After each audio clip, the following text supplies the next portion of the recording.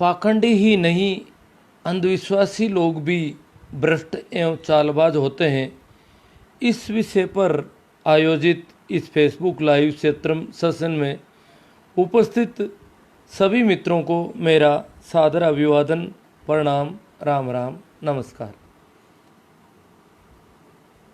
Session में मैंने दो शब्द काम में लिए हैं, अंधविश्वासी और पाखंडी। पाखंडी तो निश्चित रूप से भ्रष्ट होते हैं, बदमाश होते हैं, चालबाज होते हैं, धोखाधड़ी करते हैं, और धोखाधड़ी करने से खराब कोई काम नहीं है। अगर वो कपट करता है, धोखा करता है, तो बहुत ये सारे राजनेता, धर्मगुरु, ये कथावाचक, ये जो भी है, पंडित, मुल्ला, मौलवी, जो भी है, अपने आप को कुछ और दिखाने का प्रयास करते हैं। ये सारा पाखंड है। अंदर कुछ और है, बाहर और। वैसे अगर कोई सीधा सादा आदमी नहीं है, सरल चित्त नहीं है, तो प्रत्येक व्यक्ति थोड़ा थोड़ा पाखंड जरूर करता है। सिर्फ वही लोग जो सत्य को उपलब्ध हो गए, जिन्होंने अनुभव से पाया, वही लोग पाखंड से मुक्त हुए। बाकी तो छोटे छोटे बच्चे पाखंड शुरू कर देते हैं। बिल्कुल छोटे हो तब बात अलग है, बाद में पाखंड शुरू कर देते हैं। हम अंदर कोई और बात है, बाहर झूठे मुस्कुरा रहे हैं, अंदर मुस्कुराहट है ही नहीं, अंदर पीड़ा है फिर भी मुस्कुरा देते हैं बाहर। तो ये सारा कुछ पाखंड है। तो पाखंडी व्यक्ति धोखेबाज होता है, चालबाजी भी करता है, चालाकी है, अंदर कुछ और है, बाहर और दिखाता है। परंतु जो अंधविश्वासी है, उसको भी अपन सीधा साधा और भोला भाला नहीं कह सकते। अंधविश्वासी में दो तरह के अंधविश्वासी आएंगे। एक तो वो अंधविश्वासी जो समाज में एक रिवाज पड़ गया और इस वजह से करते हैं सभी। जैसे दिवाली को लक्ष्मी की पूजा करनी, अब पूरा समाज में, हिंदू ही नहीं, जैन भी करते हैं, और लगभग मुसलमानों के अलावा भारत में सभी लोग करते हैं। तो ये एक रिवाज हो गया। अब कोई एक आदमी कैसे वंचित रह जाए? तो हालांकि अगर कोई नहीं करे, उसकी तो वो तो कीमत है ही, परंतु बाकी भी जो लोग कह रहे हैं, कर रहे हैं, उनको अपन इस दृष्टि से भ्रष्ट नहीं कह सकते कि वो जो है लालच के हिसाब से जो उसकी कमाई है, आय है, उसके अतिरिक्त कोई फायदा लेने के लिए लक्ष्मी की पूजा कर रहा है, ऐसा नहीं कह सकते सभी को। परंतु अगर इसमें खुली दृष्टि, सीधी और साफ नज़रों से देखा जाए, तो नीयत खराब है उस आदमी की। ये भ्रष्ट आचरण की श्रेणी में है, और ये चालबाजी भी है, धोखाधड़ी भी है। तो इसी प्रकार तो इसमें, परंतु जो व्यक्ति लक्ष्मी की पूजा इस तल्लीनता से करता है कि मेरे तो बिना कमाया हुआ, या कमाऊं कितना ही तो धन ज़्यादा आना चाहिए, वो आदमी निश्चित रूप से भ्रष्ट है। वो आदमी निश्चित रूप से चालबाज भी है। देखो, बिल्कुल सीधे साधे आदमी तो यहाँ पर बेवकूफ़ माने जाते हैं। जो सरल चित्त हैं, जो जिनको भोला कहा जा रहा है, वास्तव में तो वो ज़्यादा समझदार हैं। परंतु जैसे किसी को आदमी को एक आदमी है, जैसे मैं अभी, मेरे मन में हो गया चारा डाल आया बाहर कहीं, तो कोई देखेगा तो पूछेगा आज तो 11 सी नहीं है, आज चारा क्यों डाल रहे हो? मतलब चारा डालना है, कोई पशु को बाहर, कोई गाय या कोई जानवर आएगा, तो उसके लिए जो चारा डाल रहे हो 11 तो है ही नहीं, और 11 के बिना चारा डालोगे तो चारा फालतू जाएगा। 11 को अगर चारा डालोगे तो उसका लाभ मिलेगा, पुण्य ज़्यादा होगा। ये मतलब देखो, जानता ही नहीं, 11 को डालना चाहिए था, ये 11 से पहले ही शुरू हो गया, या 11 के बाद में शुरू कर रहा है। तो ये क्या है? मतलब वो आदमी बेवकूफ़ माना जाता है उनकी दृष्टि में। ऐसे सारे बहुत सारी ऐसी चीज़ें हैं जिनको अगर देखा जाए तो सीधे साधे आदमी को नासमझ माना जाता है कि ये तो जानते नहीं है जी। जैसे एक आदमी ने जाकर के एक टोटका रख दिया कहीं पे, अब टोटका रखने वाला आदमी निश्चित रूप से भ्रष्ट आचरण की श्रेणी में है। क्योंकि उसकी नीयत खराब है। उसके घर में कोई समस्या है, किसी ने कह दिया कि तू नारियल रख दे, ये चीज़ें रख दे, तो तेरे घर की समस्या तेरे घर से पूरी हो जाएगी, और जो उसको छुएगा उसके घर में चली जाएगी। ये बदमाशी है सीधी सीधी। अब मान लो वो चोर रास्ते पर रखता है, और कोई मेरे जैसा आदमी, कोई अनजान आदमी भी छू दे, तो उसकी समस्या उसके वहाँ चली जाती है। और अपनी समस्या को दूसरे के यहाँ ट्रांसफ़र करने की नीयत रखना, अपनी जो गड़बड़ी है, अपने साथ जो दिक्कत है, वो दिक्कत दूसरे के यहाँ खड़ी करना, और मेरी दिक्कत को इस तरीके से, फिर अपनी दिक्कत है, दिक्कत क्यों है उसके कारण खोजो, कारण अगर मिल जाए तो निवारण करेंगे। जो भी समस्या है, बीमारी है, धन कम है, जो भी है, घर में सुख शांति नहीं रहती है, एक दूसरे में लड़ाई रहती है, और तरह के तनाव है, तो उसके लिए कोई दूसरे उपाय होने चाहिए। ये थोड़े एक दूसरे के यहाँ ट्रांसफ़र कर दो। अब अगर मेरे जैसा उसको उठा लेता है तो लोग कहते हैं देखो बेवकूफ़, जानता ही नहीं है, देखो समस्या मोल ले रहा है सीधी सीधी। वो तो बेवकूफ़, और वो समझदार। जो चालाकी करता है, जो धोखे कर रहा है, जो भ्रष्ट आचरण कर रहा है, वो समझदार माना जाता है। तो इसी प्रकार कई ऐसे बातें होंगी, जैसे वार कौन सा है, इस वार को ये करना चाहिए, उस वार को ये नहीं करना चाहिए, सुबह के टाइम इधर निकलना चाहिए, पूर्व की दिशा में मुंह करके बैठा रहना चाहिए। सर मेरा तो घर जो है दक्षिण की तरफ दरवाजा है, और यहाँ सामान्य मान्यता है कि दक्षिण की तरफ घर का दरवाजा ही नहीं होना चाहिए। आजकल तो एक और आ गई बीमारी वास्तुशास्त्र वाली,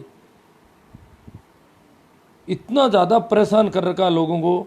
लोग रोजाना घरों के ऊपर निकाल रहे हैं, वो एक दिशा में एक पिलर निकाल रहे हैं, बहुत ज़्यादा खर्चा पड़ जाता है। और घर में दूसरी समस्याएं हजार है। पहले जिनके घर में समस्याएं उनको लोग कह देते हैं आपके दिए यहाँ से ऊपर नहीं करोगे तब तक समस्या न जाएगी। तो बेचारों को पहले से ही कर्ज है, हजार दिक्कतें हैं घर में आ रही है, बीमारी है, उनका तो इलाज ही नहीं हो रहा है, और बीच में 50,000 30,000 का एक पिलर खड़ा करना पड़ रहा है, जिसकी कोई उपयोगिता नहीं समस्याओं का निवारण करने के लिए। इस प्रकार बहुत सारे, जैसे मैंने तो जानबूझकर दक्षिण की तरफ मुंह किया, क्योंकि बाकी चारों दिशाओं में मैं खूब स्पेस है, लंबी चौड़ी ज़मीन है, कहीं पर भी मकान बन सकता था, कहीं पर भी। चारों दिशाओं में दरवाजे खिड़कियां हैं, दरवाजे नहीं है कहीं भी, पर मुख्य द्वार दरवाज़ा जो है एक तरफ ही रखा। अब काफ़ी वर्षों से है, कोई मुझे दिक्कत नहीं दे रही है। अब मकान की दिक्कतें इतनी है कि मकान की पट्टियाँ, मैंने कहा भाई स्कूलों के, सरकारी बिल्डिंगों के दक्षिण की तरफ मुंह है कई जगह, जो रोड पर जो ज़मीन है तो रोड की तरफ मुंह रखेंगे, उनमें क्या है।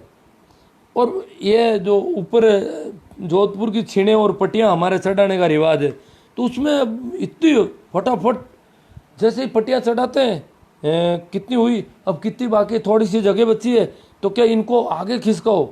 हर लोग गिनती करते हैं उनकी, ये नहीं होनी चाहिए, ये पट्टी इतनी होनी चाहिए, ये इसके बजाय तो एक पट्टी को दीवार के ऊपर ही रख दो भले ही, ये इतनी होनी जरूरी है। क्या उचित है? बिना मतलब का एक पट्टी का खर्चा अनावश्यक, बड़ी मुश्किल से, मतलब क्योंकि उसमें है कि 3 से गुणित हो या उनसे 1 ज़्यादा हो, परंतु 3 के गुणित से 1 कम नहीं होनी चाहिए किसी भी हालत में पट्टी। और इस प्रकार वो अगर पट्टी चढ़ा देता है तो उनको बेवकूफ़, और मानते भी किसी भी हालत में। अगर मैं कह दूँ मेरे तो इतनी पर्याप्त है, नहीं और सारी नहीं, अब मरवाओगे क्या, ऊपर से पट्टियाँ गिर जाएगी, ये हो जाएगा। और सरकारी बिल्डिंगों में चढ़ाते हैं लोग। अरे मैंने कहा सरकारी बिल्डिंगों में चढ़ रही है सभी जगह, आपकी क्या दिक्कत है? क्या नहीं, सरकारी की बात अलग है। तो इस प्रकार की कई मूढ़ताएं। और अब जैसे मेरे जैसे को पूछे साहब कितनी लानी पड़ेगी पट्टियाँ, इसमें कितनी चढ़ानी है? मैंने कहा कितनी क्या, जगह तो 2 की है। कि नहीं 2 नहीं, गिनती करो वो वैसे, अरे तो जगह है उतनी चढ़ानी चाहिए या कह रहे हैं? आप तो कुछ जानते नहीं हो, है बिल्कुल ही कुछ नहीं जानते हो। जानकार को बुलाओ जो गिनती करके बताएगा कि ये होनी चाहिए संख्या, ये जानकारी होगी। कौन सा गणित है, कौन सा नियम है, कुछ भी नहीं समझ में आ रहा। जो जितना ज़्यादा बेवकूफ़ी करता है वो ज़्यादा समझदार माना जाता है, ज़्यादा धार्मिक माना जाता है, ज़्यादा आदमी माना जाता है कि वास्तव में है। और अगर कोई नहीं समझदारी बेवकूफ़ी नहीं करता है तो उसको कहते हैं अरे यार वो तो मनुष्य ही नहीं, समझो बस ये है, कुछ नहीं है जी, बेकार है। मतलब उसकी पेट इतनी खराब होती है, चाहे वो दूसरा चाहे शराबी है तो भी उसकी शराबियों से भी हालत खराब हो जाती है कि नहीं नहीं बात ये गलत कर रहा था, ये कोई करता है, ये गैस को करना चाहिए, ये वो करना चाहिए, जबकि ये कर लेता है, जानता ही नहीं कुछ भी। और सारी दुनिया कोई बेवकूफ़ है क्या? और क्योंकि उनके पास बहुत बड़ा बहुमत होता है। तो इस प्रकार के जो बातें हैं, अब जैसे रुपये के हाथ लगाते, कुछ रुपये से भी हाथ जोड़ते हैं, रुपये जैसी चीज से हाथ जोड़े, समझ में नहीं आता। रुपया कमा के लेना है कि मैं हाथ जोड़ के किसी तरीके से लेना है? कार्य शुरू कब करना है, उस समय 1000 तरह की पूजा पाठ, 1000 तरह के आयोजन, 1000 तरह की तारीख वार समय, 10:15 15 मिनट इतनी यो, और उसी समय एकदम से करना चाहिए। अगर कोई बिना समय शुरू करता है तो उसको कहते हैं अरे समय तो देखो, ये क्या है, आप कैसे कर रहे हो, बताओ कितने बजे करनी चाहिए, आपको पता है? तो मैंने कहा इसको समाप्त कितने बजे करना चाहिए? कार्य पूरा हो गया तब पूजा क्यों नहीं करते हो तुम? जब कार्य कंप्लीट हो गया तब परमात्मा को धन्यवाद देना चाहिए कि मेरा काम कंप्लीट हो गया और बहुत ढंग से सफल हो गया और अच्छा हो गया। मैं शुक्रिया अदा करता हूँ, मैं धन्यवाद ज्ञापित करता हूँ मेरी तरफ से कि मेरे कोई विघ्न नहीं आया और बहुत अच्छा काम हो गया। उस समय कोई धन्यवाद नहीं। पहले सारी बेईमानियाँ, होशियारियाँ कि नहीं कुछ नहीं होना चाहिए, पूरी होशियारियों में बंद। तो ये जो भी होशियारी करता है वो आदमी चालबाज है, भ्रष्ट भी है निश्चित रूप से, क्योंकि उसको एक्स्ट्रा फायदे चाहिए, बिना मतलब के अदृश्य लाभ चाहिए।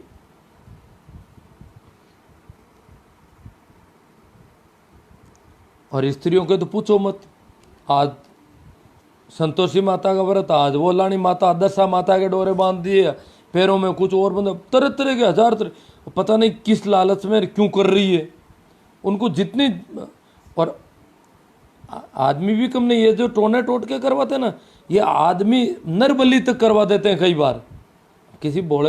किसी आदमी को लालच में बता दो कि अगर 32 इसको 32 कहते हैं, 32 दांत का व्यक्ति होता है, अगर 32 चढ़ा दो ना, 32 दांतों वाले का सिर चढ़ा दो आप देवी के, देवियों की चढ़ते हैं ज़्यादातर, तो देवी बहुत खुश हो सकती है और तुम्हारी मन चाया होगा सब कुछ, फिर कोई समस्या आएगी नहीं।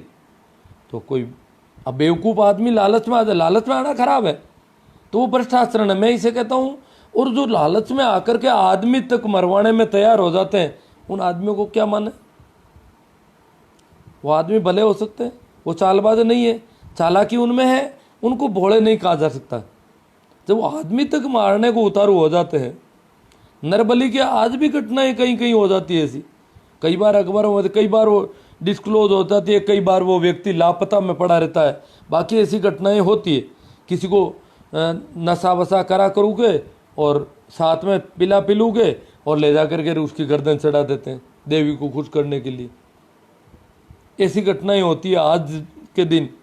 जबकि तो इसी प्रकार के जो तीर्थ व्रत है, व्रत करने हैं, व्रत में भी क्या खाना है, चावल खाना है, वो खाना है, ये खाना है। अब कोई जानता नहीं है, चावल की जगह ये खा लिया, गड़बड़ हो गई, जानते ही नहीं, इतना ही नहीं जानते हो।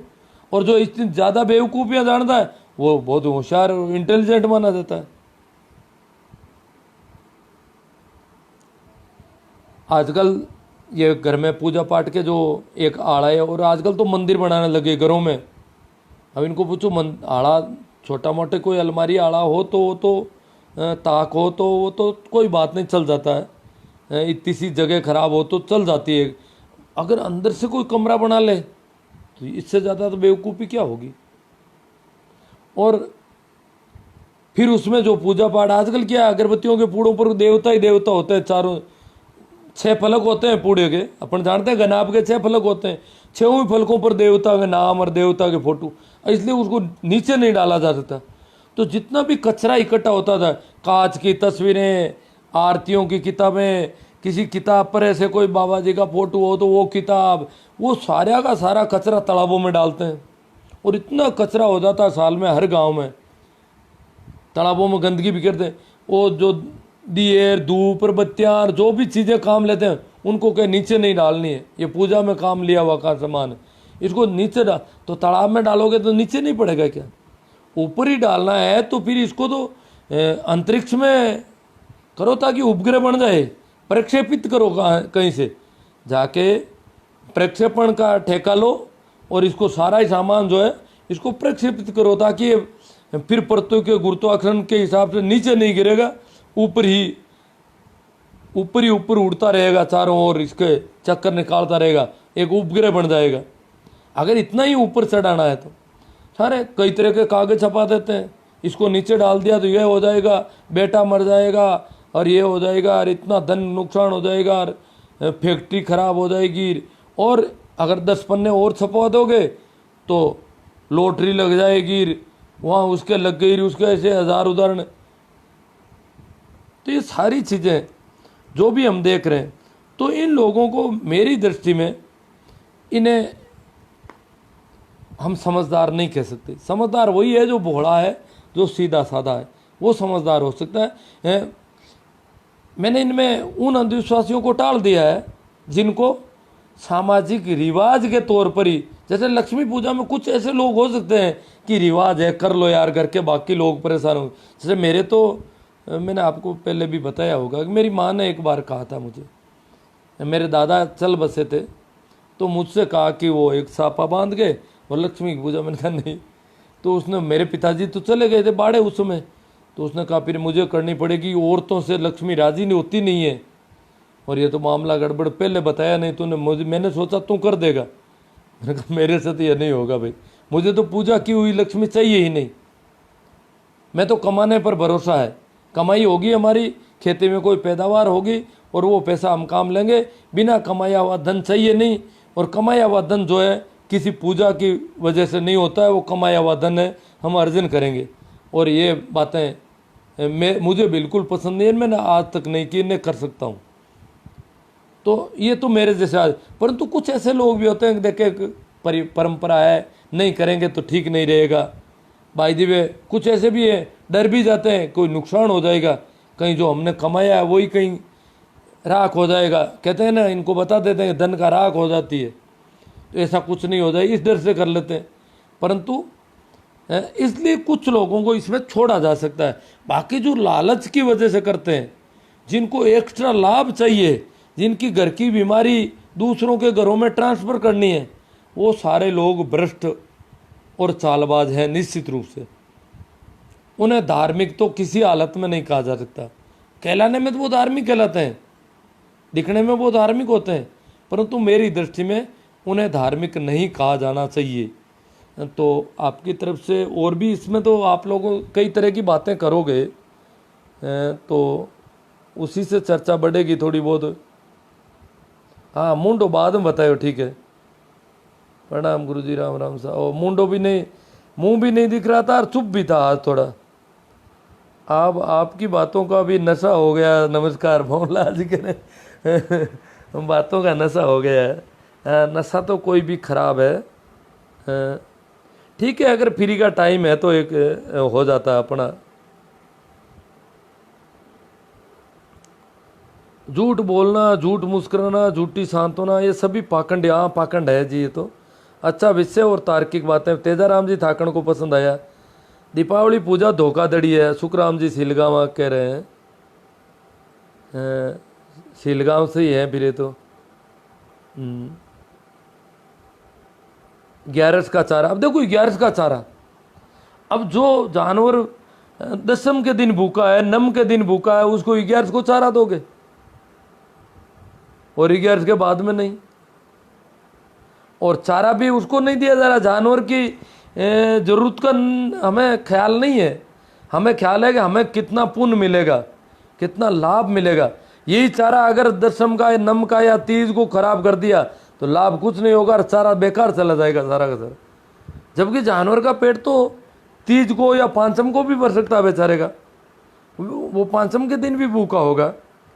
अब कुत्ता कौन सा है, काला रोटी, काला कुत्ता, और जैसे रोटी डाल रहा है और लाल कुत्ता आगे आ गया, सफ़ेद आगे आ गया, पीछे काला कुत्ता है, और मैं सफ़ेद या लाल वाले को डाल देता हूँ, लोग कहेंगे देखो बेवकूफ़, काला कुत्ता था तो फिर लाल वाले को क्यों डाली? काले कुत्ते में पुण्य ज़्यादा है, सीधी सी बात है। अब पुण्य का ही पता नहीं है, जानता ही नहीं, रोटी गंवा दी। और लाल वाले में, सफ़ेद वाले में तो कोई थोड़ी बहुत पुण्य आएगा तो आएगा। इस प्रकार की सारी बेवकूफ़ियाँ पता नहीं कितनी, और उनको समझदारी माना जाता है। जो ज़्यादा चालाकियाँ सीख जाता है, ज़्यादा होशियारियाँ सीख जाता है, उसको समझदार कि नहीं नहीं इनको लाओ आगे, इनको पता है क्या करना है, यहाँ कितने 7 चाहिए, 4 चाहिए, क्या चाहिए, और फिर इसमें ये क्या, यहाँ ये दाने कितने डालने, ये कितना डालना है, इसमें और क्या चाहिए, एक पत्थर लाना पड़ेगा, एक और लाना पड़ेगा। ये जो जितनी ज़्यादा बेवकूफ़ियाँ बताएगा, और अगर कोई पंडित है उसने 2-4 नई बेवकूफ़ियाँ बता दी कि इसमें एक तो सुपारी का दाना होना चाहिए, एक इलायची भी होनी चाहिए, तो लोग कहते हैं यार ज़्यादा जानकार है। देखो हमारे उन महाराज ने तो बताई नहीं इलायची, उन्होंने सुपारी का दाना बताया ही नहीं, उसने तो कोरा खोपरे का दाना ही बताया था, उसने ये बताया था, उसने इन्होंने ज़्यादा बताया, यार ज़्यादा जानकार है। और ऐसी बेवकूफ़ियाँ फिर ये जो पंडित नहीं होते, पंडितों के आस पास फिरते हैं ना, वो भी ऐसी चीज़, नहीं सर मुझे पता है, मैं को इसमें ये चाहिए, इसमें ये चाहिए, अरे मैं जानता हूँ। लोग नहीं महाराज ये था जितना ही जाना है, आपके बराबर ही जानते हैं। और ऐसी जो बेवकूफ़ियाँ जितनी ज़्यादा सीख जाता है वो ज़्यादा समझदार माना जाता है। लोग नहीं नहीं वो जानकार है, उनको बुलाओ। महाराज को पता नहीं होगा तो भी उनको, पंडित जी को भी वो बता देंगे, वो पंडित जी भी ज़्यादा जान, क्यों वो पंडितों की बातें सीखते हैं रोज़, और उनको समझदार माना जाता है। और हमारे जैसे सीधे साधे आदमी तो इन बेवकूफ़ियों की तरफ ध्यान ही नहीं देते हैं, और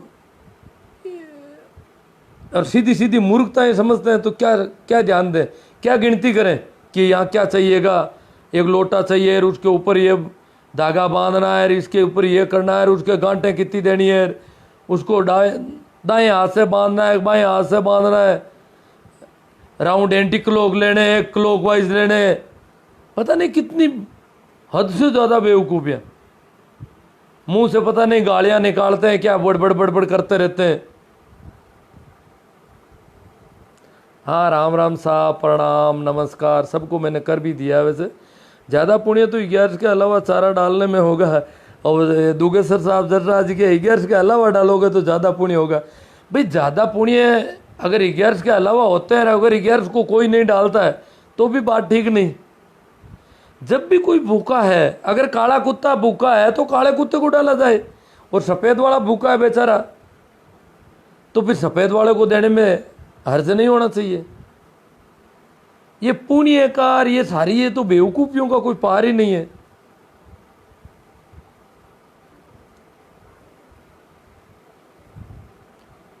करोड़पति टाउर, हाँ वो करोड़पति नहीं, ये धन के लिए नहीं लगाते जी, घर में बीमारी है कोई आता। और आपके मेरे को मकान बन रहा था, मैंने दक्षिण की तरफ दरवाजा तरफ दिया, इतने में कोई रिश्तेदार आए, क्या दरवाज़ा था आपने, पर अब आपको कौन समझाए, परंतु आपके ये काम ठीक है।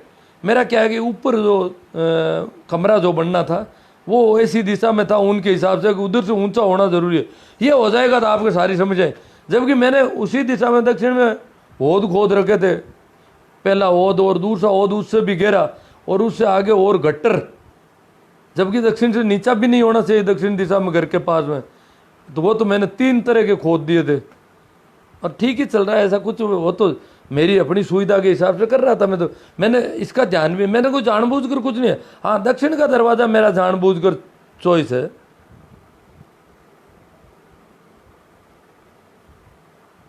हाँ दक्षिण का दरवाजा, जसराज जी बहुत अच्छी बात, धूप नहीं, दक्षिण के दरवाजे में सर्दियों में तो मेरा बरामदे में धूप रहती है पूरी सर्दियों में बरामदे में, बरामदे के आगे जो चबूतरा उस पर इतनी अच्छी धूप रहती है, शानदार। और गर्मियों में धूप नहीं रहती है, और हवा जो आती है इधर दक्षिण पश्चिम वाली, वो सीधी मेरे कमरों में, बरामदे घर में, मुख्य कमरे में, बरामदे में होकर के सब जगह, क्योंकि बरामदा उसी दिशा में है थोड़ा, तो सारे सुविधा, उसी सुविधा को देखकर मैंने बनाया कि मैं इसे बहुत पसंद करता हूँ। मुझे सर्दी का डर लगता है बहुत ज़्यादा, अगर उत्तर दिशा में करूँ तो ठंड से ठिठुर जाए, बुरी तरह से हालत ख़राब हो जाए, तो मुझे वो पसंद नहीं है। सर्दियों में तो ठंड रहेगी और वो हवा और नहीं आएगी, जो दक्षिण पछुआ हवा चलती है हमारे यहाँ ज़्यादा, वो नहीं आएगी, जो अरब सागर की हवा हमारे इलाके में आती है, जो वातानुकूलित हवा है सबसे ज़्यादा,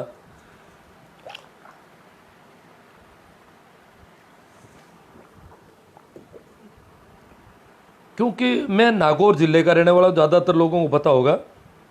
तो हमारे यहाँ बाकी कोई भी हवा आएगी, पूर्व की आएगी या उत्तर की आएगी, तो उस हवा में सर्दियों में तो ठंड ज़्यादा होगी, गर्मियों में गर्मी ज़्यादा होगी।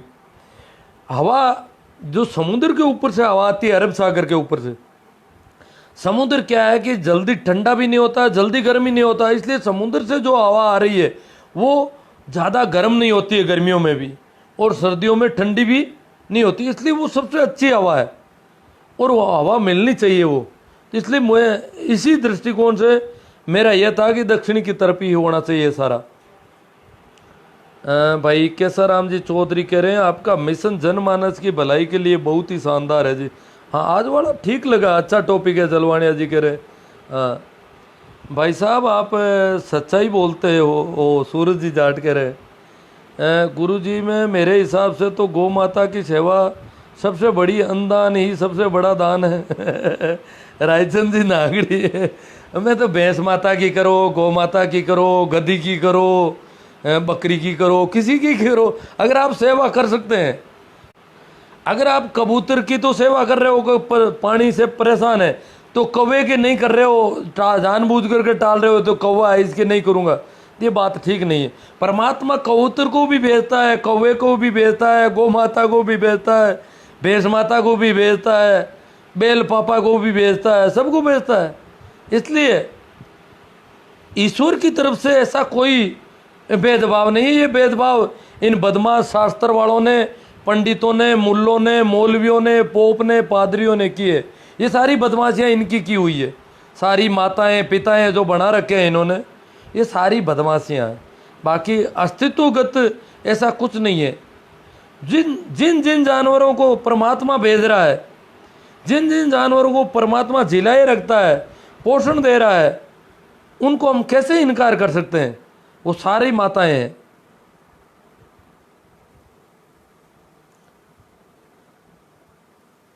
ये तो सारी किताबों में लिखी हुई है, अन्नदान और वो दान। दान क्या है, जैसी जहाँ जरूरत, अगर प्यासा है, ऐसी गर्मी में कोई पक्षी प्यास से व्याकुल है और आके पड़ जाता है, अपन को दिखाई देता है कि प्यास से व्याकुल है, तो उसमें पानी छिड़कना चाहिए, पानी पिलाना चाहिए, पानी से थोड़ा उसको ठंडक देनी चाहिए। ये नहीं है अन्नदान जरूरी है, पानी को एक तरफ रख दो। वो तो प्यास से व्याकुल है, टेम्परेचर बहुत ज़्यादा चल रहा है हवा का, और हम अन्नदान लेके जाएंगे, नहीं। अन्नदान का सबसे ज़्यादा पुण्य है, सबसे बड़ा दान करेंगे। छोटा दान है पानी, पानी कोई बड़ा दान थोड़ा ही है। वहाँ हवा की ज़रूरत है तो हवा दो, पानी दो, जो ज़रूरत अगले वहाँ ज़रूरत किस चीज़ की है वो देखनी चाहिए हमें।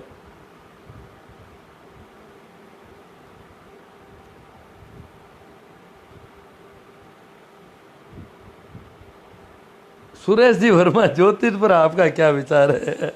देखो सुरेश जी, देखो ज्योतिष पर मेरा जो विचार बता दूं मैं, सुरेश जी को बताना बहुत ज़रूरी है।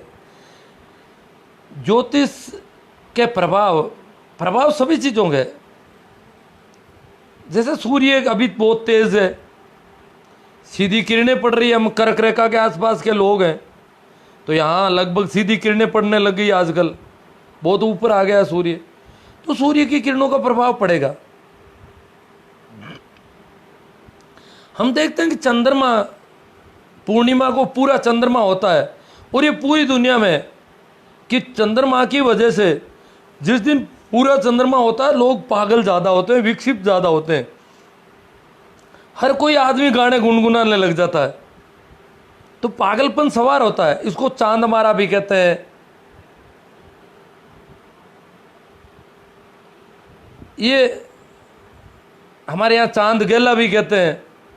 तो चंद्रमा का जब इतना असर पड़ता है मनुष्य के मनोमस्तिष्क पर, मन की स्थितियों पर, प्रत्येक व्यक्ति प्राणी के मन की स्थितियों पर चंद्रमा के पूरे होने और अधूरे होने, छोटे होने और बड़े होने का फर्क पड़ता है। समुद्र में ज्वार भाटा आता है, समुद्र का पानी ऊपर नीचे होता है चंद्रमा की वजह से, तो हमारे अंदर का पानी भी ऊपर नीचे, हमारे ऊपर भी जरूर इनका असर पड़ता है। परंतु इस असर को टालने के लिए मैं तांबे की अंगूठी डाल दूँ अंगुलियों में, ये बिल्कुल ठीक नहीं है मेरी दृष्टि में। जो भी असर पड़ रहा है पड़ेगा, उनको मैं नहीं टाल सकता। उनको कैसे टालने के प्रयास, ये जो होशियारी है जो और है, वो मुझे पसंद नहीं है। जो भी अस्तित्वगत है, चांद है, चांद की जगह है, और भी कोई ग्रह है, नक्षत्र है, उनके जो भी प्रभाव है वो है, उनको मैं टालने की जो होशियारियाँ और चालबाजियाँ हैं वो मुझे ठीक नहीं लगती है। बाकी उनके जो भी प्रभाव है वो सहज स्वीकार है। और क्योंकि सूरज की वजह से हम जिंदा हैं। एक सेकंड भी सूरज अगर नहीं हो तो हम जिंदा नहीं रहेंगे। सूरज अगर एक सेकंड चला जाए, टेम्परेचर माइनस में चला जाएगा पूरा ही, हमारा खून बर्फ हो जाएगा हाथों हाथ ही। एक सेकंड में इतनी सूर्य अनवरत ऊष्मा देता जा रहा हमें। सूर्य दिखाई नहीं देता, इससे कोई 15 करोड़ किलोमीटर दूर है, सिर्फ पृथ्वी की ओट में आ जाता है कभी कभार रात के समय। तो उससे क्या, उससे इतना टेम्परेचर गिरता नहीं है वातावरण का। परंतु अगर जेठ के महीने भी 2 दिन तक सूरज नहीं हो, हमारे यहाँ प्रकाश आता मारवाड़ी में, रात पर रात पड़ जाए, एक रात और लगातार रात हो जाए, तो फिर हालत खराब हो जाए, बर्फ जम जाएगी। अगर सूर्य नहीं हो, जैसे ध्रुवों पर क्या होता है, सूर्य की किरणें तिरछी पड़ती है, इसलिए बर्फ पिघलती नहीं है कभी। सूर्य की किरणें तिरछी पड़ने की वजह से बर्फ पिघलती नहीं है। जैसे उत्तरी ध्रुव में अभी दिन चल रहा है, अभी दिन चल जाएगा उत्तरी ध्रुव में कई दिनों तक, परंतु सूर्य की किरणें तिरछी है इसलिए बर्फ पिघलती नहीं है, जम रही है। और भी दिन चलता है तो भी जमती है, क्योंकि सूर्य की ऊष्मा पर्याप्त मात्रा में नहीं पहुंच पा रही। तो अगर 24 अभी इस सर्दी में, गर्मी में भी अगर 24 घंटे या 30 घंटे सूर्य वापस नहीं आए तो एकदम से टेम्परेचर गिर जाएगा बुरी तरह से। अब अभी फर्क क्या है, सूर्य की उपस्थिति 10 घंटे नहीं रहती है, सर्दियों में 14 घंटे नहीं रहती है, और थोड़ी किरणें तिरछी पड़ती है। 14 घंटे सूर्य हमारे सामने नहीं रहता है तो बहुत ज़्यादा ठंड पड़ने लग जाती है। अभी 14 घंटे ज़्यादा सामने रहता है, रात छोटी होती है तो बहुत ज़्यादा गर्मी हो गई टेम्परेचर में। ये इतना असर पड़ रहा है सूर्य का। तो अब आगे चलते हैं। ये भाई हो गई इस पे तो बात लगभग। अब देखो सुरेश जी विद्वान आदमी है, ये फंसा भी सकते हैं। गोगा राम जी भादू चौधरी थोड़ा बहुत इस्लाम पर भी ज्ञान दें सर, वो भी तो कहते हैं अल्लाह ने चांद के टुकड़े कर दिए। देखो इस्लाम और हिंदू दोनों ही चांद पर विश्वास करते हैं ज़्यादा। ये नहीं है, हमारे भारत में जितने भी कैलेंडर हुए हैं वो चांद पर है। भारतीय महीने चांद पर आधारित है। भारतीय महीने जो अमावस्या पूर्णिमा ये सब चांद पर आधारित है, और इस्लाम का कैलेंडर भी चांद पर आधारित है। चांद के आधारित ही हमारी तिथियां हैं सारी। तो कैलेंडर के हिसाब से इस्लाम और हिंदू दोनों ही एक ही तरह। हिंदुओं ने यहाँ भारत में ज्योतिषीय नॉलेज अच्छा था शुरू से ही, और गणनाएं करने की, गणित भारत की, दुनिया को जीरो की देन भी भारत है। तो गणित के मामले में भारत बहुत तेज था, ज्योतिषीय गणनाओं में भी तेज था। इसलिए भारत के लोगों ने सूर्य का भी तालमेल कर दिया साथ में। तो हमारा वर्ष जो है चंद्र वर्ष के साथ साथ सूर्य वर्ष भी है। एक महीना अलग बढ़ा करके या कुछ दिन बढ़ा करके प्रत्येक कैलेंडर में, भारतीय कैलेंडरों में सौर वर्ष भी साथ में कर दिया। महीने चांद पर आधारित है, वर्ष सूर्य पर आधारित कर दिए। जबकि इस्लाम वालों ने कैलेंडर को सौर वर्ष के हिसाब से सेट नहीं कर पाए, और वो पूरे चांद पर ही चलते हैं। इसलिए कभी तो रोजे सर्दियों में आते हैं, सर्दियों में आते 39 वर्ष में वापस उसी जगह आते हैं। मैंने पहले भी गर्मियों में रोजे देखे हैं, और आज वापस गर्मियों में रोजे चले। अब तो वो सर्दियों में ही चले जाएंगे थोड़े दिनों बाद में। तो ये इस्लाम का कैलेंडर जो है केवल चांद पर है, सूर्य पर आधारित नहीं है। और बेवकूफ़ियों का कहे तो भारत वाले पृथ्वी को अभी भी कहते हैं शेषनाग पर खड़ी है, इस्लाम वाले कहते हैं बेल के सींग पर खड़ी है। और ये तो कोपरनिकस ने जब कहा कि सूर्य घूमता है पृथ्वी नहीं घूमती, तो पूरा यूरोप नाराज हो गया था। गैलीलियो के साथ क्या किया हमने? तो जिन्होंने भी ऐसे वैज्ञानिक उद्घाटन किए, तो बेवकूफ़ियाँ कोई इस्लाम और हिंदू ये नहीं है, ये तो सभी जगह थी समान रूप से। अब यहाँ पर चर्चा करेंगे तो हम हमारी करेंगे या दूसरों की करेंगे? नरेंद्र चौधरी कहते हैं क्या साबित करना? कुछ भी साबित नहीं करना चाहता हूँ, यूँ ही बातचीत कर रहे हैं जी। आप नाराज हो रहे हैं लगता है। सुना है कि अबोध बच्चे ने शिव मंदिर में कोरोना से बचने के लिए अपनी जीभ काट कर, हाँ बच्चा या बच्ची, सुना तो है ऐसा। हाँ अब देखो, ये कोई कह देते हैं, सिखा देते हैं इनको, अब फिर ये कहते हैं साबित क्या करना चाहते हो। इन्हीं बातों पर अपन चर्चा करें तो कुछ हमारे चिंतन में ऐसा विकास हो कि हम जो अंधविश्वास हैं उनसे थोड़ा किनारा करें, उनसे कुछ अलग हटने की कोशिश करें। नरेंद्र चौधरी तो रोकते क्यों नहीं है? फेसबुक पे बोलना एंड रियलिटी में कुछ करना, देयर इज डिफरेंस। किसको रोकना चाहिए? नरेंद्र चौधरी बहुत नाराज हो गए, इनके कोई दुखती रग पर बात हो गई कहीं। ये बहुत सीधे आदमी होते हैं ना, ये नाराज होते हैं, इनको वो एकदम से अड़चन खड़ी हो जाती है। मास्टर धूड़ाराम जी पारेखी कहते हैं आपका लाइव देखने की आदत हो गई है, लोक कल्याण के लिए आप जैसे नेक दिल समाज सुधारकों की नितांत आवश्यकता है। ठीक साहब, गलत न्यूज़ है नरेंद्र जी को, कोई गलत न्यूज़ मिल रही है कहीं से। वो न्यूज़ गलत होगी, उनको कह रहे हैं जो जीप चढ़ाने वाले जलवानिया जी का जवाब है। हाँ सही बात कह रहे हो। मोहन बाबू चौधरी कह रहे हैं टोने टोटके वालों भोपे बल्डों से तो मैं भी नफरत करता हूँ। देखो मोहन जी भी नफरत तो क्या वो है उनका, जो है। अब नफरत करें या प्रेम करें क्या करें, परंतु अपन उनको खुली आंखों से देखें और उनकी जो परिस्थितियाँ उसको समझें और वैसी बेवकूफ़ियाँ नहीं करें। आपके घर परिवार में व्रत का कोई पालन नहीं करता? करते हैं जी, सुखराम जी करते हैं, मेरे परिवार में भी करते हैं लोग।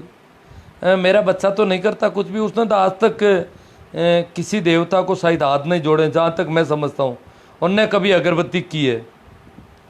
मेरे तो वहाँ जोधपुर में बच्चा रहता है और तो कभी उस घर में अगरबत्ती का काम ही नहीं पड़ा।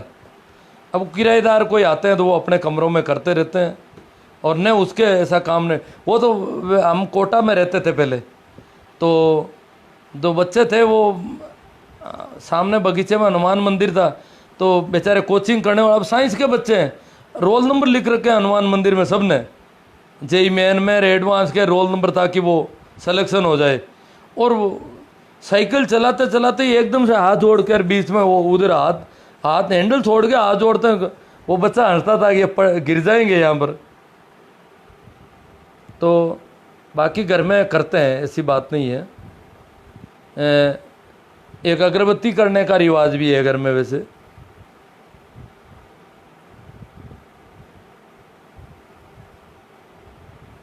पुष्पा हुड्डा को काफ़ी ठीक लगा है मामला, महिला होकर के बहुत क्रांतिकारी विचारधारा की है। घूंघट प्रथा के खिलाफ इन्होंने काफ़ी अभी कैंपेन शुरू किया। हालांकि मैं तो ओढ़ने का ओढ़ना भी गलत समझता हूँ। घर में कमी हो तो घर के सदस्यों को समस्या हल करनी चाहिए, कोई पड़ोसी नहीं। हाँ वो घर वाले जाने, उनका काम जाने, मैं तो क्या समझाऊँ। जब वो घर वाले भी तो सुनते हैं ना लाइव तो मेरा। नरेंद्र चौधरी कहते हैं समझ में कुछ नहीं आ रहा है सुरेश, धार्मिक क्रियाकलापों के भाव पक्ष का अलग महत्व होता है। हाँ भाव पक्ष का मैं तो अलग है। भाव का मामला जिन लोगों का होता है, जैसे कर्मा का भाव है, मीरा का भाव है, उनकी अलग बात है, अपन उन पर नहीं जाएं। जो लालच के हिसाब से कर रहे हैं वो भाव से नहीं कर रहे हैं। जो भोले भाले हैं वैसे कर रहे हैं, उनके कोई दिक्कत नहीं, उनका करना गलत नहीं है। जैसे कर्म रैदास जैसे क्रांतिकारी संत ने मीरा को मना नहीं किया कुछ भी। तो भाव पक्ष जिनका मजबूत होता है उनके लिए कुछ नहीं है, वो किसी के कहने से रुकने वाले भी नहीं है, और वो उनके लिए फिक्स भी नहीं है सांचे, वो कभी नहीं भी करे तो नहीं भी चल सकता उनके। अरे तो बोलो दीपावली धोखाधड़ी है या नहीं, पर अभी अब क्या बोले, दीपावली धोखाधड़ी।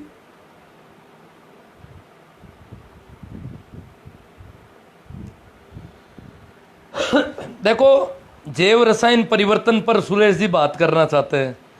जैव रसायन हमारा जो भाव है, मन स्थिति है, मन स्थिति की वजह से हमारे जैविक जो रसायन है उनमें बदलाव आता है।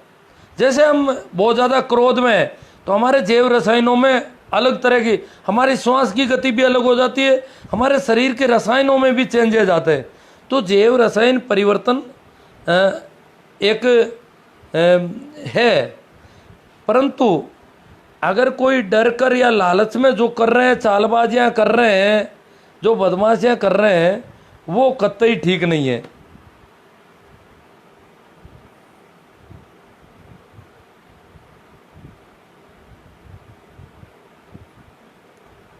गणगौर वे, हाँ गणगौर है वो, गणगौर, तीज, चौथ, पांचम, छठ, वो सारे ही है जी। कुछ पता नहीं है जैव रसायन के बारे में। SR कल्याण, हाँ इनको ठीक लगी है। पाखंडी आदमी सबसे ज़्यादा खतरनाक होता है, कई घर बर्बाद कर दिया, मतलब आर्थिक नुकसान ही बहुत ज़्यादा करते हैं, और सामाजिक नुकसान पूछो मत क्या क्या कर सकते हैं। वो एक दूसरे का बैम डाल देते हैं, पड़ोसियों के अंदर घृणा पैदा कर देते हैं कि उसकी वजह से आपके यहाँ ये सारा हो रहा है, उसने कोई टोटका कर दिया, ये हो गया, वो हो गया, पता नहीं कितनी बीमारियां खड़ी कर देते हैं लोगों में, कितने तनाव में जीते हैं लोग, कितने टेंशन खड़े कर देते हैं इस प्रकार के। तो गणपत राम जी चौधरी की बात, बहुत अच्छी बात कही है इन्होंने, फालतू का ज्ञान ना बांटे हैं। नरेंद्र चौधरी अरे यार नरेंद्र जी वास्तव में बहुत सीधे साधे आदमी है, बाकी इतनी नाराज़गी होती नहीं, इनको बिल्कुल ये चोट को बिल्कुल चोट की तरह लेते हैं। बाकी तो जो लोग हैं चोट नहीं लेते इतनी, इनको जैसे ही अपने ऊपर चोट लगती है एकदम से तिलमिलाट होती है।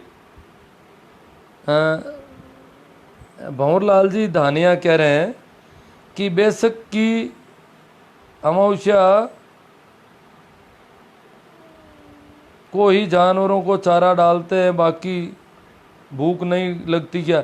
हाँ, बैसाखी अमावस्या, देखो एक तो बैसाख और जेठ, बैसाख में पानी पिलाने की है जो पौधों को, पक्षियों को, ये परंपरा तो ठीक है। इस मौसम में गर्मी ज़्यादा रहती है, और इस मौसम में अगर पेड़ पौधों को पानी नहीं दिया जाए, और जिन पेड़ पौधों की जड़ें बहुत गहरी नहीं जाती है, तो वो सूख सकते हैं और वो परेशान हो सकते हैं, उनको लू लग सकती है। तो इस मौसम में जो पानी देने की परंपरा है वो एक इलाके के तापमान के हिसाब से ठीक है। सर्दियों में अगर नहीं भी पानी दें तो पौधे पार पड़ जाते हैं, पेड़ पौधे, बड़े पेड़ जो है। ये वार तिथि समय सबाई पूजा प्रपंच सब कुछ व्यर्थ है, अनावश्यक है। देवीलाल जी गोदर, पाखंड और तरकीन है जो केवल बेवकूफ़ी या चालाकी हो सकती है और कुछ नहीं। हाँ, भंवरलाल जी कहते हैं सब मेरे साथ बहुत हरकतें होती है, काले कुत्ते बैल को रोटी खिलाने में, और जी रोटी पर तेल लगाया, घी लगाया, ये भी और समस्या है।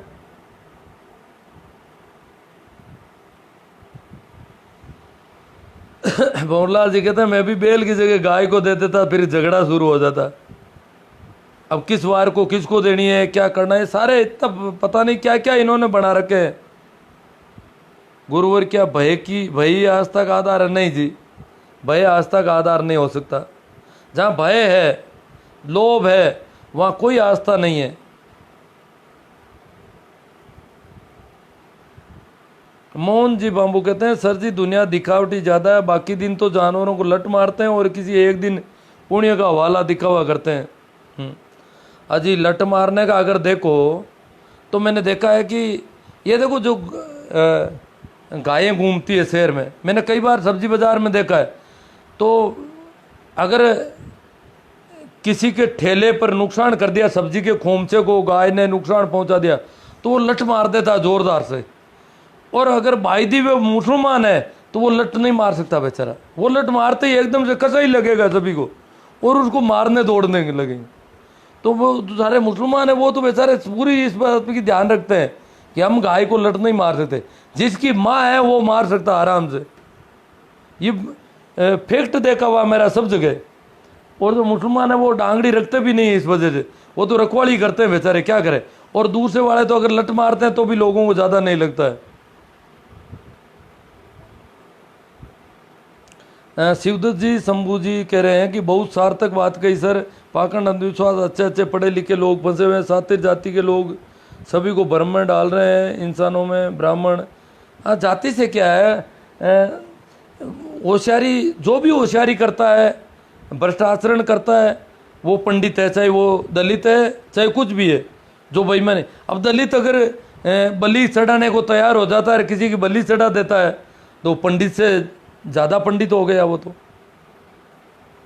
कबूतर का दाना गाय को घास डालो, कहने का मतलब है अनेक प्रकार से बांध रखा। लोग सुख मौज के लिए अनेक तरीके अपनाते हैं, पाखंड का फैलाव अधिक है। सुरेश जी कह रहे हैं वास्तु शास्त्र का, सुरेश जी मुझे तो ज्ञान ही नहीं है ज़्यादा।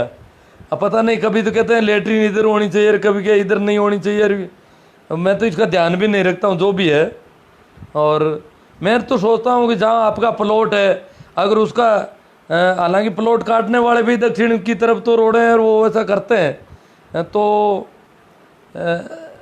दरवाज़ा किधर होना चाहिए, नाली का पानी किधर जाना चाहिए, किस दिशा में जाना चाहिए, ये सारी बातें ज़मीन की जहाँ ढाल है उधर जाएगा पानी। तो ये सारे जो है मेरे हिसाब से तो बेवकूफ़ियों का पार नहीं है। और ये इतनी सावचेती आदमी करता है क्यों? आखिर क्या करना चाहता है आदमी? आदमी ज़बरदस्ती ज़्यादा जिंदा रहना चाहता है। आदमी जैसा है, जैसे मैंने गलत चीज़ें खाई है, नशा किया है, तो बीमारी आएगी, मैं क्या करूं? या मैं सर्दी का मैंने बचाव नहीं किया, सावधानियां नहीं रखी, तो बीमारी मेरी गलतियों की वजह से आ रही है। मैं फालतू ही इस प्रकार की सावचेतियाँ करता हूँ, इस प्रकार की होशियारियाँ करता हूँ, ये क्यों? जो गलती मैंने की है उसका दंड मुझे मिलेगा, इसमें क्या मिलना चाहिए? अन्यथा क्यों चाहत होती है आदमी की? और अन्यथा चाहत होना मेरे हिसाब से परमात्मा के खिलाफ प्रपंच है, अस्तित्व के खिलाफ प्रपंच है सारा का सारा, और वो मुझे ठीक नहीं लगता। सुरेश जी, वास्तुशास्त्र के जरिए जो लोग चाहते हैं कि मेरे घर में सुख शांति रहनी चाहिए, अब तुम व्यवहार तो गलत कर रहे हो घर के लोगों के साथ, सुख शांति कैसे रहो? तुम लड़कियों को डांट रहे हो, बहू को डांट रहे हो, तुम्हारा खुद का व्यवहार तो संतुलित हो ही नहीं, और तुम कहते हो घर में तनाव नहीं रहना चाहिए। तनाव रहेगा, तनाव तुम पैदा कर रहे हो। तुम अगर मस्त हो, शांत हो, प्रेमपूर्ण हो, तो तनाव अपने आप नहीं रहेगा। वास्तुशास्त्र क्या करेगा वहाँ पर? तो सारी बातें मेरे हिसाब से भाई बीमारी है तो दवाई लेंगे या वास्तुशास्त्र के खंभे खड़े करेंगे? इलाज लेंगे, प्रॉपर इलाज। अब जैसे मेरे कान की बीमारी का सबने बता दिया कि कहीं पर भी कोई इलाज नहीं है, इनकार हो गए। अब मैं इंतजार कर रहा हूँ कि जब भी विज्ञान इस स्थिति में पहुँचेगा कि मेरा भी इलाज हो जाए, तब मैं भी सुनने लगूंगा। तब तक बैठा हूँ, जिंदा रहा और इलाज शुरू हो गया तो मैं भी सुनूंगा, और नहीं शुरू हुआ तो पड़ा रहेगा। मैं इसके लिए अन्यथा वास्तुशास्त्र को दोष दूं, उसको दूं, बेरू को दूं, माता को दूं, पता नहीं किस किस को, मेरे लिए ऐसा ठीक नहीं है। क्योंकि मुझे पता है कि मेरे जुकाम ज़्यादा रहते थे और बलगम ज़्यादा आता था और मैं नाक से जोर देता था, और उसकी वजह से कान की नस पर दबाव पड़ा और नस दब गई, और उसका ट्रीटमेंट अभी तक कहीं है नहीं। तो बस मेरी बीमारी है, मैं भुगतूंगा। इसके लिए मैं वास्तुशास्त्र के तरह तरह के हथकंडे अपनाऊं, ये मुझे ठीक नहीं लगता। अंधविश्वास और पाखंड के डर से लोगों को लूटा जाता है। हाँ, बहुत ज़्यादा नुकसान हो रहा है।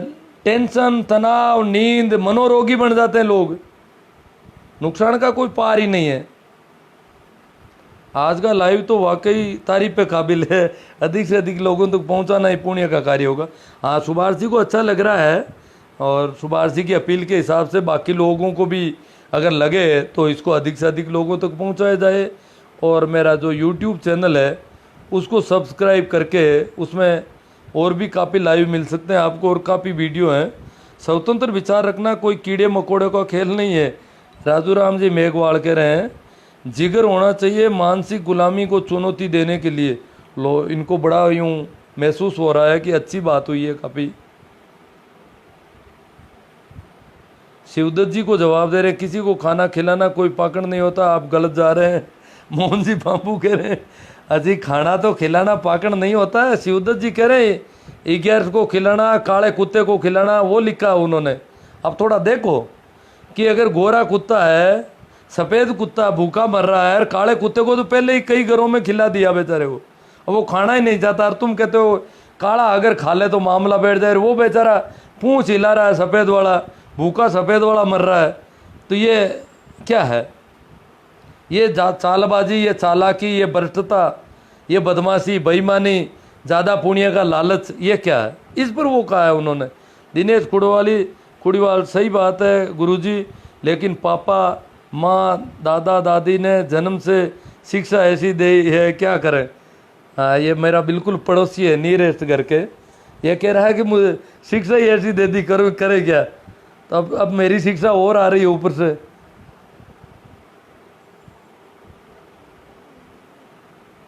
राजू राम मेघवाल ये कह रहे हैं कि स्वतंत्र विचार रखना कोई, ठीक है, ये तो आ गया सही, तो वापस आ रहा है, पता नहीं। सर मैंने घर बनाया है, बिना मुहूर्त पूछे बनाया, आराम से रहता हूँ। हाँ, मेघा राम जी गोदारा, मैंने जब गांव के इस मकान में जहाँ मैं बैठा हूँ, इसकी नींव दी, तो मैं खुद पूरा नक्शा मेरा बनाया हुआ। जो गांव के सामान्य कारीगर थे उनको मैंने कह दिया, जैसा मैं कहता हूँ वैसा काम करो, आपको काम करना है, आपको दीवार बनाना आता है, और मैं जैसा कहता हूँ, क्यों नक्शा मैंने तय कर रखा है अपना, मैं किसी से पूछने नहीं जाता, मेरे हिसाब से मैंने नक्शा बना दिया।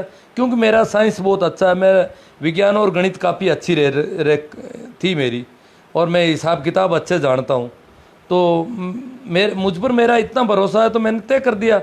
तो पहले मैंने कारीगर को बुलाना भी ज़रूरी नहीं समझा, मैंने पत्थर डलवाने शुरू कर दिए, और नींव मैंने अपने आप नींव के लिए लेबर लगा के और खुदवा दी, और मेरे हाथों से नींव भर दी। तो मैंने उसमें गुड़, जो जवार के दाने, बाजरी के दाने डालने चाहिए थे, वो मैंने नहीं डाले बिल्कुल। मैंने कहा ये गुड़ से नींव कमज़ोर रहती है। नींव में तो सीमेंट, कंक्रीट, और उसका जो मैंने इंजीनियर से पूछ लिया, जो मेरे मित्र थे, उन्होंने बताया कि ये इस प्रकार का अनुपात होना चाहिए, और इस अनुपात में अगर आप इसको ऐसा गारा बना के, और ये कंक्रीट का पहला जो नींव की पहला तल था, वो मैंने मजदूरों के, कारीगर को बुलाया नहीं, जो मिस्त्री होते हैं उनको नहीं, मजदूरों के हाथों से मैंने डलवा दिया मेरा। तो मैंने ऐसा कुछ नहीं किया, न तो कोई तारीख का पता, न कोई वार का, नहीं, जब भी मुझे ठीक लगा उस दिन नींवें खुदवानी शुरू कर दी, और जब भरना ठीक लगा भर दी। शुरुआती एक तल जो 1 फीट का मैंने किया, वो मैंने किया, बाद में चूनवाई का काम कारीगरों को बुला लिया। तो अब उसके बाद मेरे जोधपुर में मकान बनना था, तो मैं तो वहाँ किसी को ठेका दे करके आ गया, वहाँ कोई रहता भी नहीं था।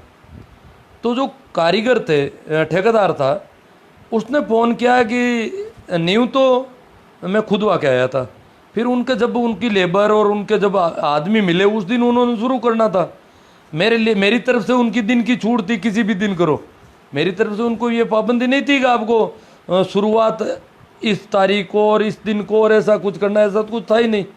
वो ठेकेदार पहले से ही मुझे जानता था व्यवहार से। तो फिर उन्होंने फ़ोन किया कि साहब ये तो अड़चन आ रही है। मैंने कहा क्या आ रही है? कि ये पड़ोसी जो महिलाएं हैं वो कह रही है कि ये क्या कर रहे हो आप, नींव में कुछ पूजा ही नहीं कर रहे हो। तो मैंने कहा, तो पड़ोसी एक अध्यापक जी की पत्नी थी, उन्होंने कहा उनको मार साहब जी से हमारी बात कराओ। तो उन्होंने बात की कि ये क्या कर रहे हैं, आपके नींव शुरू कर दी इन्होंने।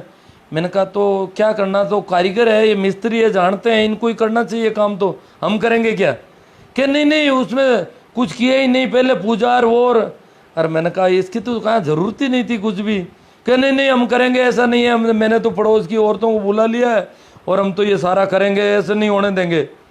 और मतलब ये शहरों में ज़्यादा बदमाशी है, गाँवों के बजाय। मेरी पत्नी ने, उन्होंने नहीं कहा कि हम ऐसा कुछ करेंगे, मेरे घर में ऐसा नहीं कहा किसी ने यहाँ पर, परंतु वहाँ तो बहुत ज़्यादा गड़बड़ थी। अब बताओ मेरा मकान बन रहा, उनको क्या लेना देना? फिर भी वो तो बुला करके गीत और पता नहीं क्या क्या, वो फिर फोटो भिजवाए मुझे व्हाट्सएप पर। और उन्होंने कहा कि मैंने कहा भाई एक ही शर्त है, गुड़ वगैरह मत डाल देना उसमें मेरी नींव में, और दाने मत डाल देना, क्यों दाने अंकुरित होते हैं तो नींव को फुला देते हैं। और जहाँ भी हम सीमेंट करते हैं तो उसमें दाने नहीं होने चाहिए। कोई बीज है तो अंकुरित होते हैं तो उसको गीला रहता है 4 दिन में, तो अंकुरण की वजह से वो उसको सीमेंट के तल को हटा सकता है वहाँ से। इसलिए मैंने कहा बीज, दाने और गुड़ वगैरह वैसा वो कुछ मत डाल देना, और जो तुम्हारा करना है कर लेना। अब करें क्या, मैं तो फंस गया वहाँ पर। तो फिर उन्होंने वैसा वहाँ किया उन लोगों ने।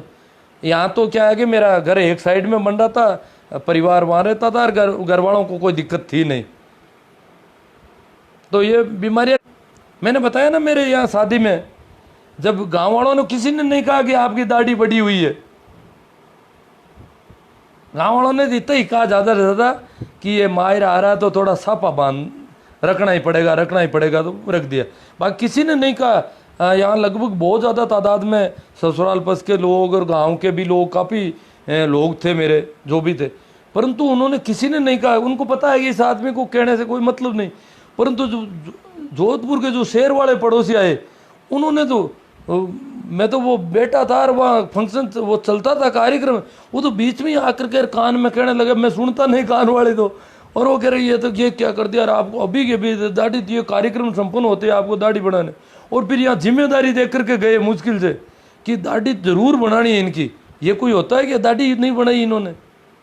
अब मैं तो दाढ़ी बनानी, मैंने बनाई नहीं लंबे समय से दाढ़ी, मैंने मुसीबत खड़ी कर दी यहाँ।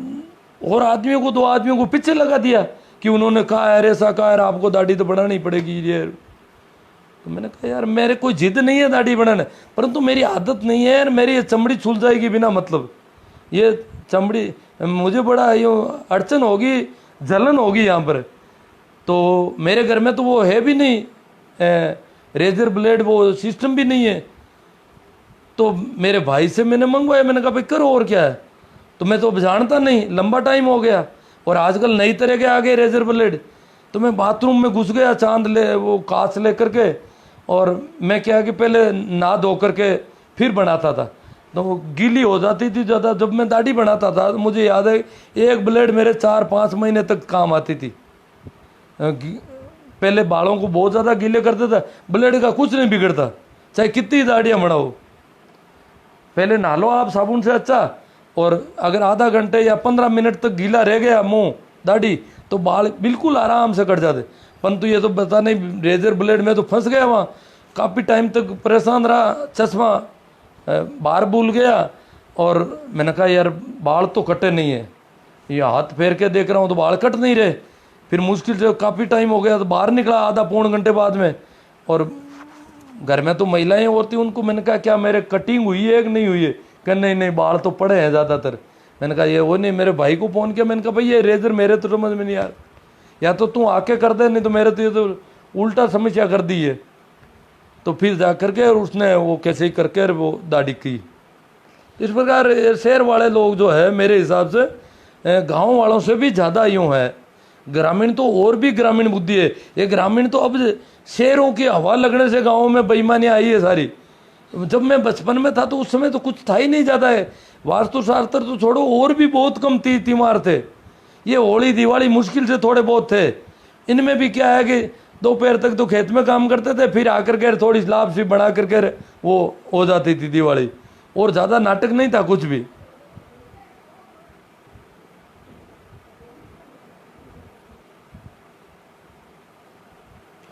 श्रवण गांधी जाहिल से बोल रहे हैं कि पाखंडवाद पर आवाज़ उठाने वाले आप जैसे कम ही लोग हैं।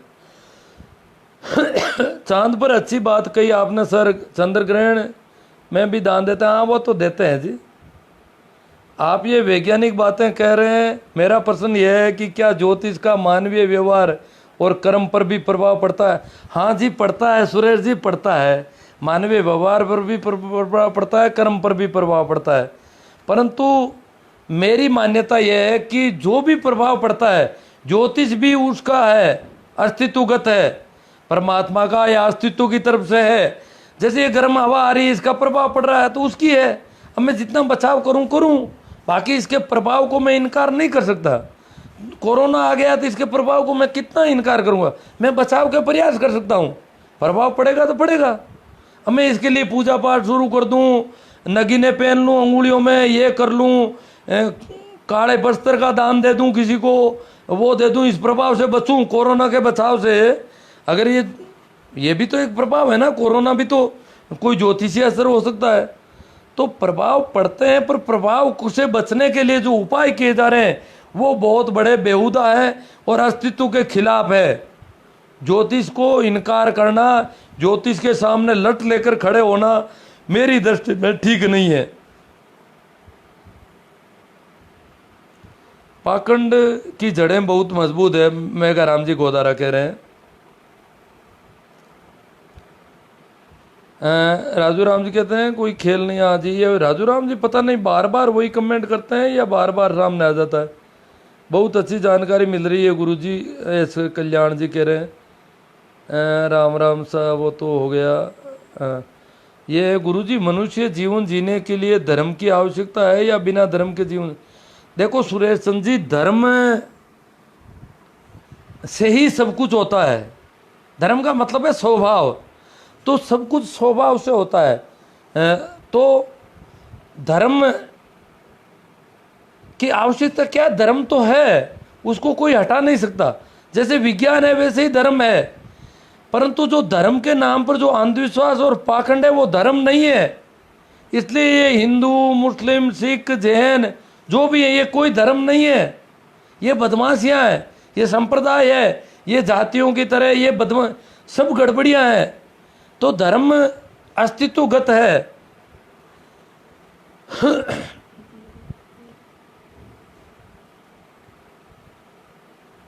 हाँ, ईस्वी सूर्य पर आधारित है।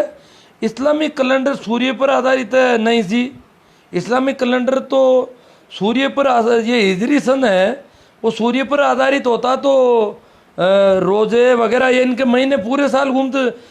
39 साल में पूरी तरह ये तो 12 महीने मानते हैं चांद के। ये तो सूर्य पर आधारित है। मेरी समझ के बाहर आ रही है आपकी बात। तो बाकी भारतीय कैलेंडर सारे सूर्य और चंद्र दोनों पर आधारित है, गति पर आधारित है, सही है। ईस्वी सन सूर्य पर आधारित है, वो चंद्रमा पर बिल्कुल आधारित नहीं है। भारतीय कैलेंडरों में सूर्य चंद्रमा का दोनों का मिश्रण किया है, दोनों की स्थितियों को देखा है। इस्लामिक कैलेंडर में सूर्य मेरे समझ में नहीं आ रहा है ये तो। क्यों? रमज़ान का महीना अगर सूर्य पर आधारित होता तो रमज़ान का महीना कभी सर्दियों में नहीं आता, जैसे हमारे सावन भादो बरसात के दिनों में ही आते हैं रोजाना, क्योंकि सूर्य पर आधारित है। सूर्य पर आधारित का मतलब है मौसम पर आधारित होना। मौसम सूर्य की वजह से है। मूला राम जी, लॉकडाउन में अगर धीरे जेड़ा सो एक जना थारे जिता ऑनलाइन आता तो कई परिवारों की रोजी रोटी।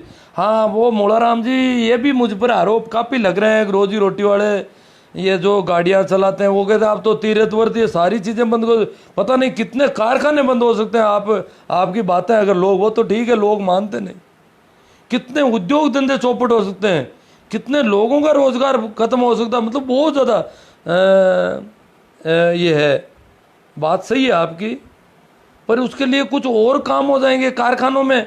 जहाँ अगरबत्तियाँ आ रही है, जो चीज़ें बन रही है, वहाँ कुछ और निर्माण हो सकता है। मनुष्य के हित के कई काम हो सकते हैं।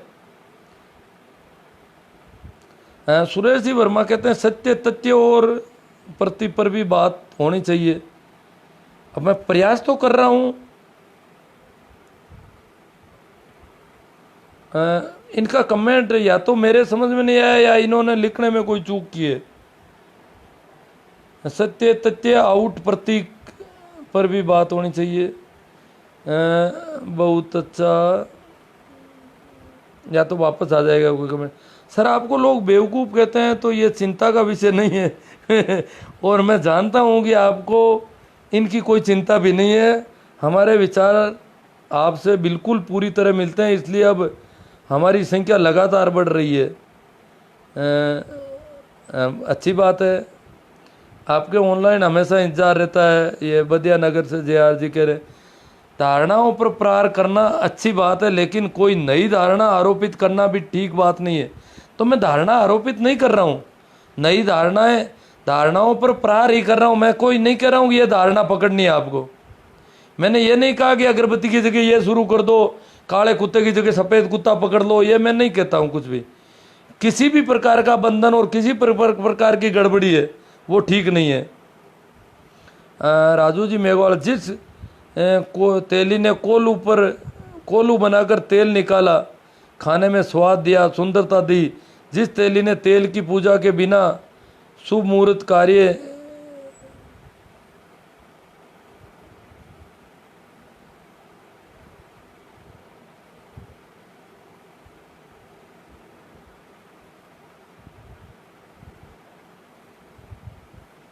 और सिर्फ ये कार्यों पर किन्होंने कहा है, ये भी आविष्कार है। जैसे तिल में तेल दिखाई देता था पर निकल नहीं रहा था। तेली लोग कहते हैं कि सुलेमान हकीम, सुलेमान वैसे कोई जिसको सोलोमन भी कहते हैं, सुलेमान भी कहते हैं, एक बहुत समझदार आदमी का नाम रहा है। जैसे हमारे कई ऋषियों के नाम वो सेम नाम के ऋषि हुए हैं, इसी प्रकार सोलोमन या सुलेमान, वो कहते हैं सुलेमान हकीम ने 9 दिन तक गाड़ी की तेल की, और फिर हैरान हो गया कि इसमें तेल है निकलता क्यों नहीं है। परंतु तेल की जगह जब तक कोई दूसरा द्रव नहीं जाएगा तब तक तेल जगह नहीं छोड़ेगा। गाड़ी करने वालों को पता है अब तो कि उसमें पानी डालेंगे तो तेल अलग होगा, नहीं तो तेल भले कितना ही गाड़ी कितनी करो आप, तेल नहीं निकलेगा।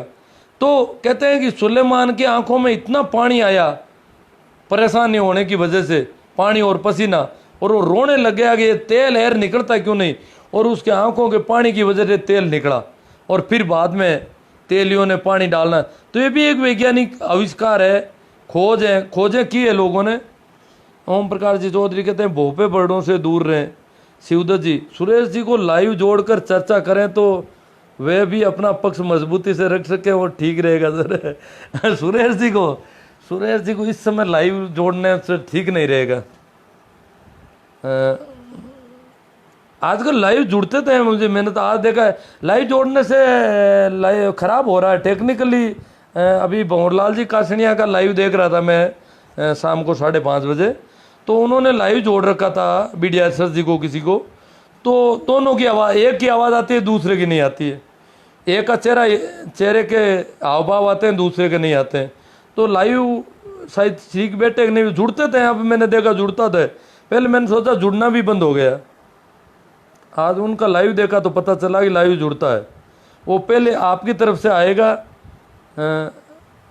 लाइव के लिए मेरे पास, तब जोड़ा जाता है।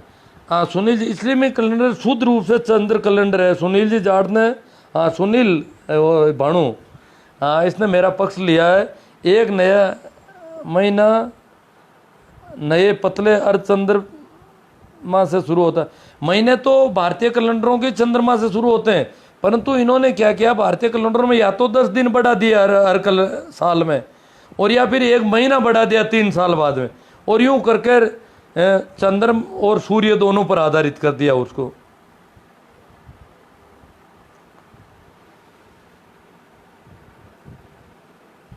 कई 100 सालों पहले शास्त्र ग्रहण अग्रिम बताते थे, साथ ही पृथ्वी को चपटी वे शेष नाग पर खड़ी है। मतलब जानबूझकर झूठ बताया गया नहीं। ये जो ग्रहण अग्रिम बताते थे वो तो चंद्रमा की और पृथ्वी की गतियों को जानते थे। नहीं, गतियों को अगर जानते थे तो ये तो गति नहीं, चपटी। चंद्र ग्रहण और सूर्य ग्रहण को अग्रिम शायद ये गणनाएं पूरी तरह नहीं जानते थे, तब तो नहीं कर सकते वो। गतियों को नहीं जानते थे, सिर्फ गणना के आधार पर करते थे। पता नहीं कैसे करते थे वो लोग। उनके पास कोई पुराना रिकॉर्ड था और निश्चित टाइम से कोई आता होगा, क्योंकि ये तो इनके कक्ष तो निर्धारित है। हो सकता है इनको गतियों का पता नहीं होगा कि पृथ्वी की कोई गति होती है, चंद्रमा, परंतु इन्होंने आंकड़े रख लिए हो लंबे वर्षों तक कि इतने महीनों बाद में ये एक सीध में होते हैं और इसलिए चंद्र ग्रहण होगा इस पूर्णिमा को, और एक सीध में होते हैं इसलिए सूर्य ग्रहण होगा इस अमावस्या को, और हमारे देश में होता था तभी की इनकी गणनाएं थी, उस हिसाब से इन्होंने कर लिया होगा। बाकी पृथ्वी की गतियों का इनका तो पता ही नहीं था। ये तो बहुत बाद में पता चला कि पृथ्वी घूमती है।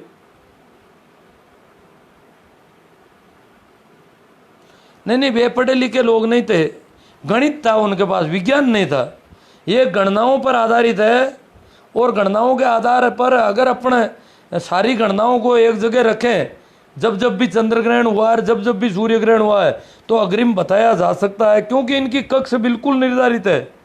चंद्रमा की, सूर्य की जो कक्ष है निर्धारित है, और निर्धारित कक्ष में इनकी परिक्रमा का वो टाइम है पूरा, और इसलिए वो अगर पुराने रिकॉर्ड पड़े हों तो पता चल जाता है, इसमें कोई दिक्कत नहीं है।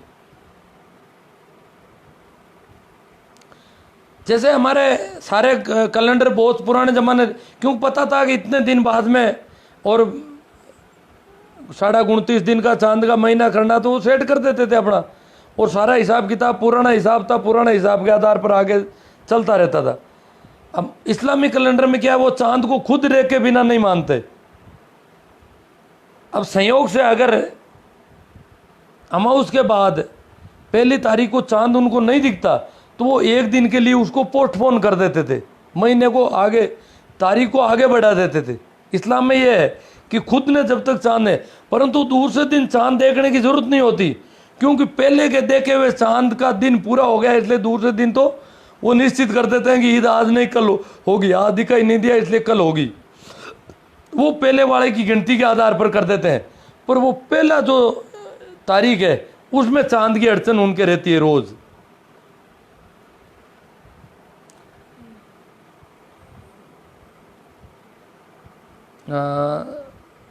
मुसलमान गाय को नहीं मार सकता, ये बातें अच्छी लगी।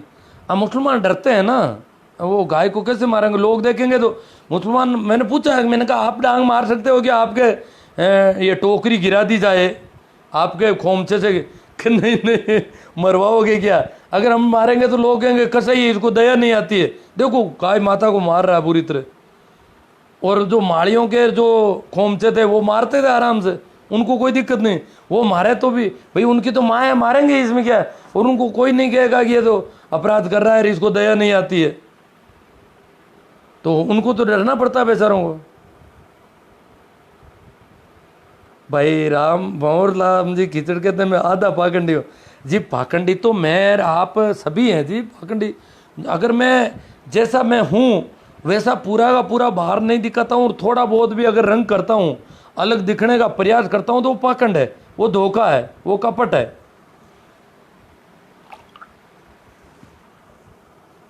पाखंड से फ्री होते ही आदमी बिल्कुल मासूम हो जाता है। ऋतु के मूलाराम जी कह रहे हैं, ऋतु के अनुसार प्रकृति, पेड़ पौधे, जीव जंतुओं का संरक्षण करना पाखंड नहीं है, जैसे पौधों को पानी डालना जानो। हाँ ठीक है, ठीक है। अब तो शायद सुनील जी बिश्नोई, जब तक आप दूसरों को सुनाते रहो, ये पता नहीं क्या है, कोई उस समय कही होगी बात और उसके आधार पर हो गया। सर जी, शरीर में कोई जानलेवा गांठ होने पर सिर्फ उसी गांठ को ही निकालना चाहिए, ना कि पूरे शरीर को चीर पाड़ कर ख़त्म कर दिया जाना चाहिए। उसी प्रकार हमारे धर्म समाज में गांठ नुमा पाखंड, हाँ सही है, बहुत बढ़िया बात है इनकी।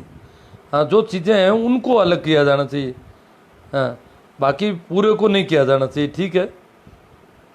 आपके कान की बीमारी के बारे में मैंने प्रशिक्षण में आपको बताया था कि भैरू जी के फेरी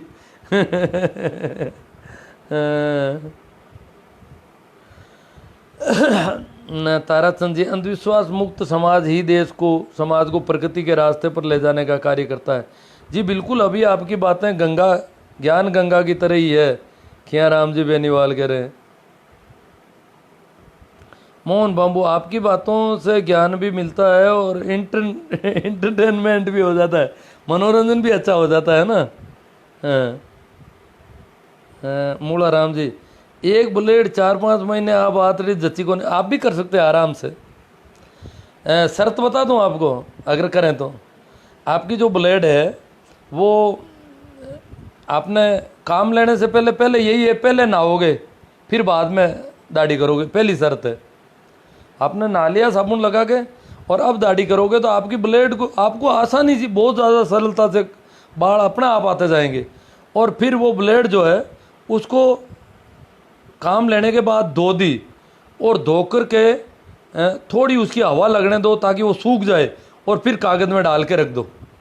बस ब्लेड काम लेते ही जाओ, भले साल भर ही, 4-5 महीने के साल भर लगोगे तो भी कोई दिक्कत नहीं होगी। ये तो उस ज़माने में इतनी कोई अच्छी ब्लेडें भी नहीं आती थी और बाकी लोगों के नहीं काम करती थी, मेरे करती थी।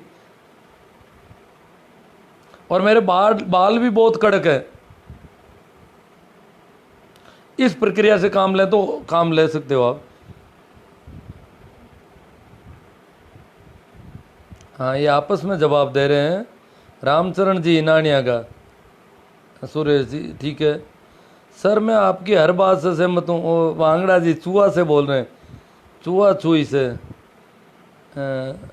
रामचरण, आपकी बातें परम सत्य तो नहीं, जो भी है जैसी है आपको लगती है। और भी देखो, मैं कोई एकदम सत्य कहने की स्थिति में नहीं हूँ, फिर भी अपन विचार कर लेते हैं इस पे। सच्चे लोग होते ही सतग है, ये पूरा लिखा नहीं, सत्संग लिखना चाहते थे शायद ये। चलो, पाखंड खत्म हो जाएगा तो खर्चा भी कम हो जाएगा लोगों का। हाँ ठीक है, डर भी कम हो जाएगा, प्रेमपूर्ण भी होंगे, शांति भी ज़्यादा होगी। बचाओ, मैं आपका चेला बनूंगा। खेमा राम कड़वासरा।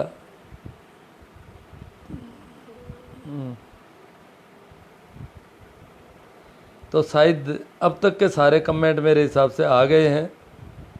और